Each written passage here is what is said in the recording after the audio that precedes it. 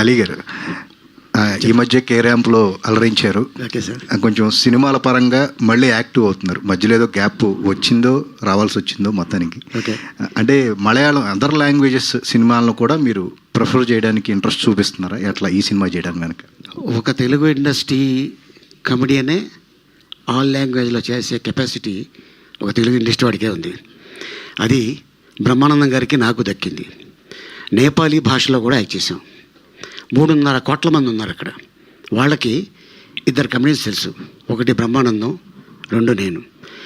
మేము అక్కడ రావేమో అనుకొని హోల్ యూనిట్ నేపాల్ నుంచి బయలుదేరి రామోజీ ఫిల్మ్ సిటీలో షూటింగ్ చేసాం. వాళ్ళ లాంగ్వేజ్ వేరు, బట్ వాళ్ళు మాకు ఆప్ హిందీ మే బోలో హమ్ డబ్బింగ్ కర్లేంగే అన్నారు. నిజంగా మేము చాలా అదృష్టవంతులం అనుకున్నాం. అండ్ అలాగే తెలుగు, తమిళ్, హిందీ, మలయాళం, కన్నడ, నేపాలీ, నెక్స్ట్ ఇంకా చాలా లాంగ్వేజ్లు ఉన్నాయి బ్యాలెన్స్, అవి కూడా యాక్ట్ చేస్తాం.